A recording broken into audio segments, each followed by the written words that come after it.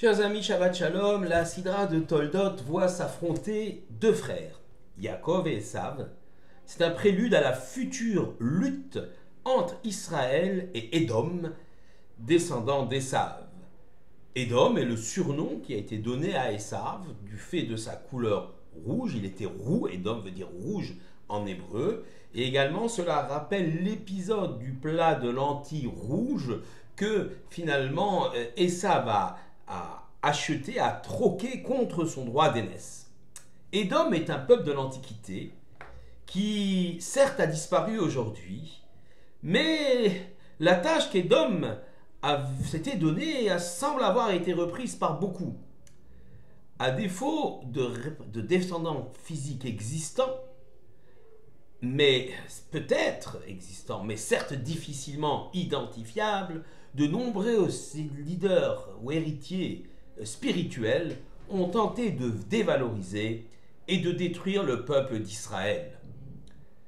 Parmi eux, il faut citer Amalek, petit-fils d'Esav et fondateur d'une idéologie d'extermination totale d'Israël, dont les adeptes ont sévi au cours de l'histoire, de Haman, de la fameuse Megillah de Purim, aux barbares nazis. Parmi les autres descendants d'Esav, certains n'ont pas suivi cette volonté de destruction physique d'Israël, mais ont émis l'idée de marginaliser les Juifs pour ensuite les dépouiller spirituellement. Lorsque Yitzhak va bénir son fils Yaakov, enveloppé d'une peau de chèvre pour se faire passer pour Esav, il dit, Yitzhak à Yaakov, qu'il croit être Esav, Akol kol Yaakov, veyadaim yede Esav. La voix est la voix de Jacob, mais les mains sont celles d'Esav. Le patriarche Yitzhak témoignait ainsi de son étonnement d'entendre le son de la voix de son plus jeune fils, alors qu'il touchait les mains velues de celui qu'il pensait être son aîné, Esav. Esav était en effet tout velu, tout poilu, il est né comme cela.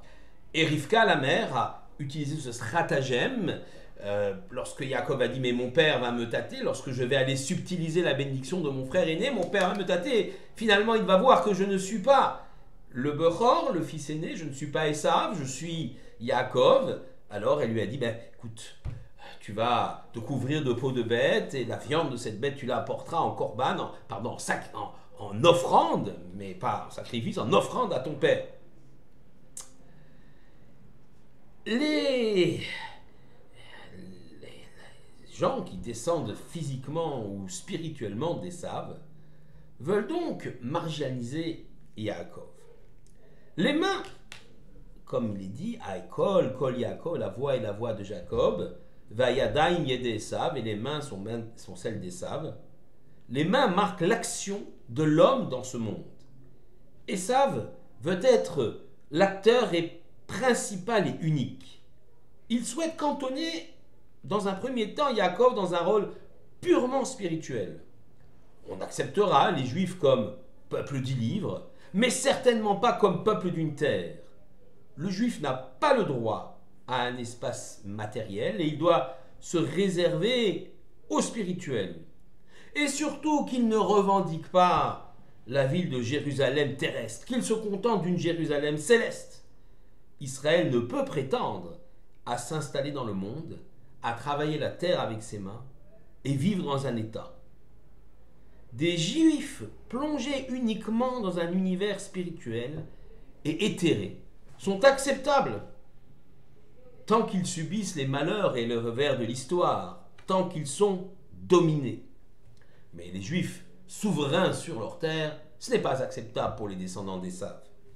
Il ne faut pas s'y tromper. Cette volonté de reléguer Israël dans un monde purement spirituel, en lui refusant tout ancrage dans ce monde matériel, dans une terre, par ce stratagème Esav, cherche à contrer la vocation même du peuple d'Israël.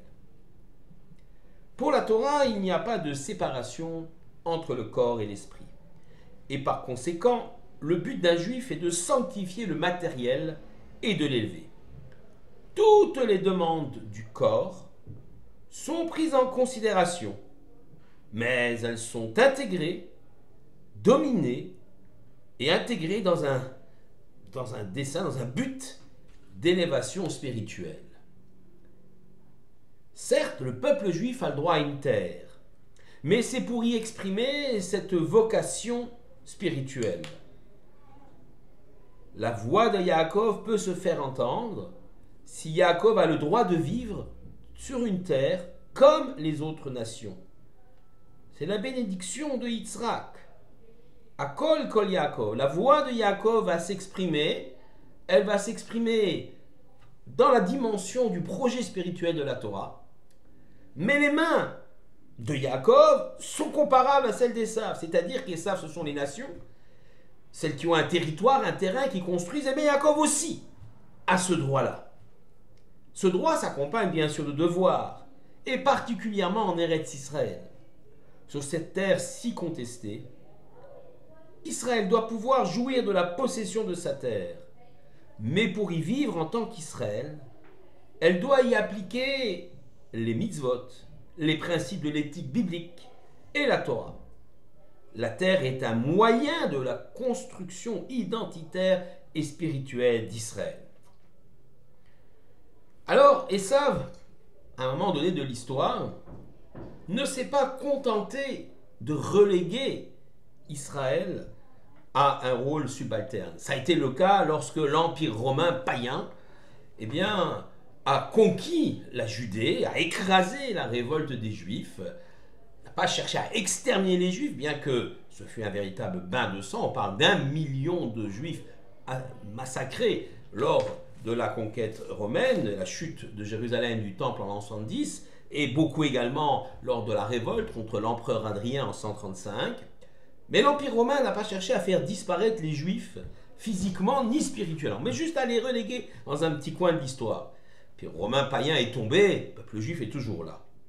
Mais parfois, les descendants spirituels d'Ésav ont tenté, dans l'histoire, de capter, voire de kidnapper l'identité même d'Israël. L'Église, héritière depuis que l'empereur Constantin Ier s'est converti au christianisme, donc l'Église, et jusqu'à Vatican II, 1962, parlait dans son idéologie de Vérus Israël, le vrai Israël. Quant aux Juifs, qualifiés de perfides dans la liturgie, encore une fois avant Vatican II, on leur ôtait même leur aspiration purement spirituelle. Il fallait remplacer le peuple juif. Le peuple juif n'avait pas reconnu Jésus et donc, par conséquent, il était maudit par cela. On va les garder comme un peuple témoin de leur malédiction, comme ça, qui se traîne dans l'histoire. Mais toute l'aspiration spirituelle du peuple juif a été captée à ce moment-là par l'Église pour se substituer à Israël. C'est la théorie du Vérus Israël, auquel d'ailleurs s'est ajoutée même la notion de déicide. Les Juifs ont tué Dieu. Il est vrai que les choses ont depuis beaucoup évolué. Et beaucoup de nos frères chrétiens nous ont tendu la main. Et il faut leur rendre un vibrant hommage. L'effort et la demande de pardon, notamment des évêques français à Drancy ou du pape à Yad Vashem, sont considérables. Et puis, c'est surtout, et c'est intéressant de le dire, la phrase de Jean-Paul II. Les Juifs sont nos frères aînés et préférés dans la foi, vibrant hommage au peuple juif, et soldant, tout compte, pour un rapprochement judéo-chrétien. Un hommage fort, et nous rendons hommage à Jean-Paul II.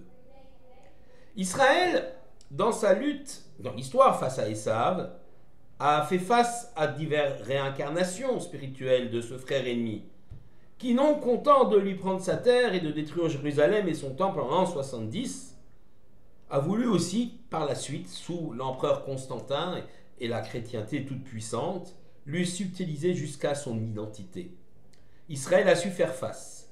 Quand il a eu la volonté de vivre pleinement son identité, Il a su faire face à ces menaces et réaffirmer son identité dans la fidélité à l'Éternel et à sa loi. Seule une adhésion sans faille à la Torah, à son éthique, nous permettra de traverser ces épreuves de l'histoire